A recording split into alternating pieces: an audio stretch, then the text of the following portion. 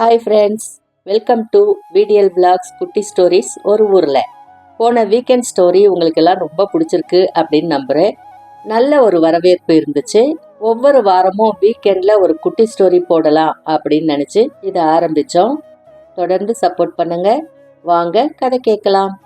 Apple நிறுவனத்தை உருவாக்கிய மறைந்த ஸ்டீவ் ஜாப்ஸ் பற்றி தான் இந்த வீடியோவில் பார்க்கலாம். உலக வரலாற்றில் 3 ஆப்பிள்கள் ரொம்பவும் முக்கியமானது. முதல் ஆப்பிள் ஏவாள் சாப்பிட்டது. இரண்டாவது ஆப்பிள் நியூட்டனின் விதியை சிந்திக்க வச்சது.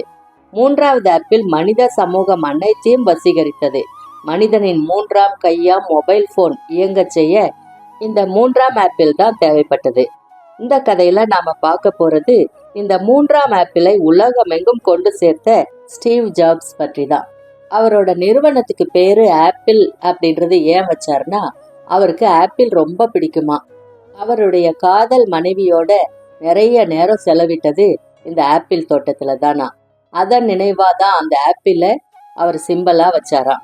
ஏன் கடிச்சு வச்ச ஆப்பிள் அப்படின்னா, அது முழு ஆப்பிளா இருக்கும்போது வேறு ஒரு பழத்தை கொண்டிருந்ததுனால கடிச்சு வச்ச ஆப்பிள சிம்பலா போட்டாராம். 1956 பிப்ரவரி 24ஆம் நாள்ல சான் பிரான்சிஸ்கோ நகர்ல திருமணமாகாத கல்லூரி காதலர்களுக்கு மகனாக பிறந்த ஸ்டீவ் ஜாப்ஸ் சூழ்நிலை காரணமா பவுலா ஜாப்ஸ் தம்பதிகளுக்கு தத்து கொடுக்கப்பட்டாரு. தன்னோட பயாலஜிக்கல் பேரண்ட்ஸ் இவங்க இல்ல அப்படின்றதும் தான் இன்னொருவருக்கு தத்து கொடுக்கப்பட்டதும் ஸ்டீவ் ஜாப்ஸ்க்கு நல்லாவே தெரியும். ஸ்டீவ் ஜாப்ஸ் தத்து கொடுக்கப்பட்ட குடும்பம் மிகவும் ஏழ்மையானது. ஆனாலும் இவரை அவங்க நல்லா தான் பாத்துக்கிட்டாங்க. ஸ்கூல் முடிச்சு காலேஜ்ல சேர்ந்தாரு. ஆனா அவருக்கு படிப்புல அவ்வளவா நாட்டம் இல்லை. அவருடைய பெற்றோர்கள் உழைப்புல சேர்த்த பணத்தை வீணாக்க வேணாம்னு முடிவு செஞ்சு முதல் செமஸ்டரோடைய படிப்பை நிறுத்திட்டாரு. வீடியோ கேம்ஸ் தயாரிக்கிற ஒரு நிறுவனத்துல வேலைக்கு சேர்ந்தாரு. அதுக்கப்புறம் கொஞ்ச நாள்லயே அதுல இருந்தும் டிராப் அவுட் ஆயிட்டாரு. டான் குவிட்கே அப்படின்ற ஒரு நண்பர் மூலமா ஆன்மீக சிந்தனையில நாட்டம் கொண்டு 1974ஆம் வருஷம் இந்தியா வந்து சேர்றாரு. டெல்லி போன்ற பகுதிகளில் சுற்றி திரிந்த ஸ்டீவ் ஜாப்ஸ் பிறகு உத்தரப்பிரதேசத்தில் உள்ள ஒரு ஆசிரமத்துல புத்த மதத்தை பின்பற்ற தொடங்குறாரு. பின்னர் அமெரிக்கா திரும்பிய ஜாப்ஸ் நண்பர்கள் உதவியோட அவங்களோட வீட்டுல தரையில படுத்தும் ஹரே கிருஷ்ணா கோயில்கள்ல சாப்பிட்டும் காலத்தை தள்ளி இருக்கிறாரு. நிறைய சின்ன சின்ன வேலைகளை செஞ்சிருக்கிறாரு. வீக்கெண்ட்ல ஒரு நேர சாப்பாட்டுக்காக ஹரே கிருஷ்ணா கோயில் வரைக்கும் பல மைல்கள் நடந்து போயிருக்கிறாரு. கஷ்டங்கள் தான் என்னுள் இருக்கும் தன்னம்பிக்கையை வளர்த்தது அப்படின்னு ஒரு பேட்டியில கூட சொல்லியிருந்தாரு. தான் முன்னால வேலை பார்த்துட்டு இருந்த அனிமேஷன் நிறுவனத்துல ஸ்டீவ் ஓஷன் அப்படின்றவரு வேலை பார்த்துட்டு இருந்தாரு. அவர் தனது சொந்த முயற்சியில கணினியை உருவாக்க முயற்சி செஞ்சுட்டு இருந்தாரு. அவர் கூட சேர்ந்து ஸ்டீவ் ஜாப்ஸும் வேலை பார்த்தாரு. ஸ்டீவ் ஓஷனோட நட்பு அவரோட வருங்காலத்தை சரித்திரத்துல இடம்பெறும் அளவுக்கு உயர்த்தி இருக்கிறது அப்படின்னே சொல்லலாம். ஆப்பிள் நிறுவனத்தை உருவாக்கிய மறைந்த ஸ்டீவ் ஜாப்ஸ் 2005ஆம் ஆண்டு ஸ்டான்ஃபோர்ட் பல்கலைக்கழகத்துல ஒரு உரை நிகழ்த்துறாரு. அந்த உரையில பட்டப்படிப்பை நிறைவு செய்த மாணவர்களுக்கு அவர் 3 கதைகளை சொல்றாரு. அந்த 3 கதைகளும் நமது வாழ்க்கையிலும் நல்ல அனுபவ பாடங்களாக அமையும் அப்படின்ற நம்பிக்கையோட உங்க கூட பகிர்ந்துக்கிறதுல ரொம்பவே மகிழ்ச்சி. அவர் சொன்ன முதலாவது கதை கனெக்டிங் த டாட்ஸ், புள்ளிகளை இணைத்தல். தான் கல்லூரி படிப்பை பாதியிலே நிறுத்திவிட்டு வெளியேறி விட்டதாக சொல்லும் ஸ்டீவ் ஜாப்ஸ் இந்த வெளியேற்றம் தன் வாழ்க்கையில் தான் பிறக்கும் போதே நிகழ்ந்து விட்டதாக சொல்கிறார். திருமணமாகாத தன்னுடைய தாய் தான் பிறக்கும் போதே தன்னை வளர்ப்பு பெற்றோர்களிடம் கொடுத்து விட்டார்களாம். தன்னுடைய வளர்ப்பு பெற்றோர்களின் வாழ்நாள் சேமிப்பு முழுவதையும் தன்னுடைய கல்லூரி படிப்புக்கு செலவிட விரும்பாத ஸ்டீவ் ஜாப்ஸ் பாதியிலேயே கல்லூரி படிப்பையும் நிறுத்திவிட்டு வெளியேறி விடுகிறார். முழுமை பெறாத அவருடைய கல்லூரி படிப்பு அவருடைய எதிர்காலத்தை பற்றிய ஒரு பய உணர்வை அவருக்குள்ளே ஏற்படுத்தி விடுகிறது. அதற்கு பிறகு தன்னுடைய நண்பர்களுடைய அறைகளில் தரையில் உறங்கியிருக்கிறார். பல மைல் தூரம் பயணம் செய்து ஹரே கிருஷ்ணா ஆலயத்தில் ஒரு வேளை உணவு உண்டிருக்கிறார். இப்படி பல கஷ்டங்களோடும் சவால்களோடும் போய்கொண்டிருந்த அவர் வாழ்க்கையில் திடீரென்று ஒரு நாள் கேலிகிராஃபி என்கிற எழுத்தணி கற்றுக்கொள்கிற ஆர்வம் அவருக்கு வந்திருக்கிறது. 10 வருடங்கள் கழித்து மேக்கின்டாஷ் உருவாகிறது. கம்ப்யூட்டர்களில் அழகான எழுத்தியலை கொண்ட ஒரு கணினி உருவாகிறது. கல்லூரியிலிருந்து தான் வெளியேறாமல் இருந்திருந்தால், கேலிகிராஃபியை தான் படித்திருக்காவிட்டால் உலகத்தின் கணினிகள் அழகான எழுத்தியலை பார்க்காமலே போயிருக்குமோ என்னவோ என்று ஸ்டீவ் ஜாப்ஸ் அந்த முதல் கதையில் அந்த பட்டப்படிப்பை நிறைவு செய்த மாணவர்களோடு பகிர்ந்து கொள்கிறார். கல்லூரியில் படிக்கும்போது முன்னோக்கி சென்று பார்த்து இந்த புள்ளிகளை இணைத்திருக்க முடியாது. கடந்து வந்த பாதையை திரும்பி பார்த்துத்தான் இந்த புள்ளிகளை என்னால் இணைக்க முடிந்தது. இந்த புள்ளிகள் நம் எதிர்காலத்தை, லட்சியத்தை இணைக்கும் என்கிற நம்பிக்கை நமக்கும் வாழ்க்கையில் வர வேண்டும். குறித்த நேரத்தில் இந்த புள்ளிகள், அதாவது நமது முயற்சிகளும் செயல்களும் எதிர்காலத்தில் நமது லட்சியங்களை இணைக்கும் என்பதை நாம் உறுதியாக வாழ்க்கையில் நம்ப வேண்டும் என்று முதலாவது கதையை நிறைவு செய்தார் ஸ்டீவ் ஜாப்ஸ். அவர் சொன்ன இரண்டாவது கதை காதலும் இழப்பும், லவ் அண்ட் லாஸ். தன்னுடைய நண்பனோடு இணைந்து கராச்சியிலே ஆப்பிள் நிறுவனத்தை ஆரம்பிக்கிறார். 10 வருடங்களில் அந்த ஆப்பிள் நிறுவனம் $2 பில்லியன் கம்பெனி ஆனது. 4000 ஊழியர்கள் வேலை பார்த்தார்கள். ஒரு மிக பெரிய பிரம்மாண்டமான நிறுவனமாக அந்த கம்பெனி உருப்பெற்றது. 10 வருடங்கள் கழித்து அவருடைய 30வது வயதில் மேக்கின்டோஷ் வெளியானது. அதே வருடத்தில் தான் உருவாக்கிய தன் கனவு கம்பெனியிலிருந்து அவர் வெளியேற்றப்படுகிறார். அவருடைய இளம் வயது முழுவதும் கேள்விக்குறியாகி போனது. ஆனால் அவருடைய லட்சியத்தில் அவருக்கு இருந்த காதல் கொஞ்சம் கூட குறைந்து போகவில்லை. நிராகரிக்கப்பட்டேன், ஆனாலும் எனக்குள் இருந்த காதல் கொஞ்சம் கூட குறையவே இல்லை என்று சொல்லி ஸ்டீவ் ஜாப்ஸ் சொல்கிறார்.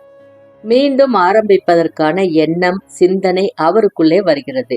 ஆப்பிளில் இருந்து நான் வெளியேற்றப்பட்டது ஒரு நல்ல விஷயம், என்னுடைய வாழ்க்கையில் ஒரு மகத்தான விஷயம் என்று அதை நான் பார்க்கிறேன் என்கிறார் ஸ்டீவ் ஜாப்ஸ். வெற்றியின் கணம் கொஞ்சம் கொஞ்சமாக குறைந்து நான் லேசாக உணர ஆரம்பித்தேன். அதற்கு பிறகு என்னுடைய வாழ்க்கையில் அடுத்தது என்ன என்கிற நிலை வரும்போது ஒரு விஷயத்தை தொடங்கும் நிலையை நான் உணர்கிறேன். நெக்ஸ்ட் என்கிற கணினி நிறுவனத்தை ஆரம்பித்தேன். அதற்கு பிறகு பிக்சார் உருவானது. உலகில் சிறந்த அனிமேஷன் திரைப்படங்களை பிக்சார் தயாரித்தது. முதலில் டாய் ஸ்டோரி, அதற்கு பிறகு இன்கிரெடிபிள்ஸ், ஃபைண்டிங் நீமோ என்ற பெயர் சொல்லிக்கொண்டே போகக்கூடிய அற்புதமான அனிமேஷன் திரைப்படங்களை பிக்சார் தயாரித்தது. ஆப்பிள் நிறுவனம் நெக்ஸ்ட் நிறுவனத்தை வாங்கியது. அதற்கு பிறகு ஸ்டீவ் ஜாப்ஸ் மீண்டும் ஆப்பிள் நிறுவனத்தில் இணைந்து கொள்கிறார். ஆப்பிள் நிறுவனத்திலிருந்து தான் நீக்கப்படாது இருந்திருந்தால் இது எதுவுமே தன் வாழ்க்கையில் சாத்தியமில்லை என்று சொல்கிறார். அதாவது அவர் தன்னுடைய காதல் மனைவியை சந்தித்திருக்க முடியாமல் போயிருக்கும், நெக்ஸ்ட் நிறுவனத்தை உருவாக்கி இருக்க மாட்டார், அதுபோல பிக்சார் உலகத்தின் சிறந்த அனிமேஷன் திரைப்படங்களை தராமலேயே போயிருக்கும். ஆகவே ஆப்பிள் நிறுவனத்திலிருந்து அவர் வெளியேற்றப்பட்டதிலும் ஒரு நன்மை இருந்தது என்பதை அவர் உணர்ந்து கொள்கிறார். கசப்பான மருந்துகள் தான் எப்போதும் வாழ்க்கையில் நோய் தீர்க்கக்கூடும். வாழ்க்கையில் துன்பம் வரலாம், ஆனால் நீங்கள் நம்பிக்கை இழந்து விடாதீர்கள். வாழ்க்கையில் எதை நீங்கள் நேசிக்கிறீர்கள் என்பதை நீங்கள் கண்டுபிடியுங்கள். தொழில் என்பது வாழ்க்கையின் முக்கியமான ஒரு பகுதி. அது நீங்கள் நேசிக்கும் விதமாக அமைந்தால்தான் உங்கள் வாழ்க்கை சிறப்பாக மகிழ்ச்சியானதாக அமையும். ஆகவே உங்களுடைய தேடல், உங்களுடைய நேசிப்பு எல்லாமே ஒரு புள்ளியில் சந்திக்க வேண்டும் என்று ஸ்டீவ் ஜாப்ஸ் சொல்லியிருக்கிறார். தொடர்ந்து தேடுங்கள், எதிலும் தங்கிவிடாதீர்கள். அவர் சொன்ன மூன்றாவது கதை மரணம். தன்னுடைய வாழ்க்கையின் 17வது வயதில் அவர் ஒரு வாசகத்தை படிக்கிறார். இன்று என் வாழ்க்கையின் கடைசி நாளாக அமையும் என்று நினைத்தால் நிச்சயம் என்றோ ஒரு நாள் அது மிக சரியானதாக இருக்கப் போகிறது என்கிற வாசகம். அதற்கு பிறகு வந்த 33 வருடங்களையும் அவர் கண்ணாடி முன் நின்று ஆரம்பித்தார். இன்று என் வாழ்க்கையின் கடைசி நாளாக இருந்தால் நான் என்ன செய்வேன், எப்படி இந்த நாளை சிறப்பாக அமைத்துக் கொள்வேன் என்கிற ஒரு சிந்தனை எப்போதுமே அவருக்கு காலை பொழுது இருந்தது உண்டாம். இந்த கேள்வியை அவர் கண்ணாடி முன் நின்று கேட்டாராம். விரைவில் மரணம் என்னை தழுவும் என்ற எண்ணம் நமது வாழ்க்கையில் நல்ல விஷயங்களை மேற்கொள்வதற்கு உதவும். பெருமை, கோபம், எதிர்காலம் பற்றிய பயம், எதிர்பார்ப்புகளால் வரக்கூடிய விரக்தி, இப்படி பல விஷயங்களை எதிர்கொள்ள மரணம் நம் வாழ்க்கையில் கற்றுத்தரும். மரணம் என்கிற அந்த அர்த்தமுள்ள விஷயம் வாழ்க்கையில் பல அற்புதமான கேள்விகளுக்கு விடை தரும் என்கிறார் ஸ்டீவ் ஜாப்ஸ். ஒரு நாள் காலை பொழுதில் வைத்திய பரிசோதனை ஒன்றில் அவருக்கு கணைய புற்றுநோய் இருப்பது கண்டுபிடிக்கப்பட்டது. இன்னும் 6 மாதங்கள் தான் நீங்கள் உயிர் வாழப் போகிறீர்கள், குணப்படுத்த முடியாது என்று மருத்துவர்கள் சொல்லிவிட்டார்கள்.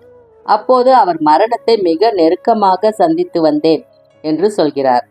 அதற்கு பிறகு பல பரிசோதனைகளின் மூலம் அவருக்கு சிகிச்சை மேற்கொள்ளப்பட்டு குணப்படுத்தப்படுகிறார். மரணம் என்பது வாழ்க்கையில் பழையன கழிதலும் புதியவற்றுக்கு இடம் விடுதலும் தான்.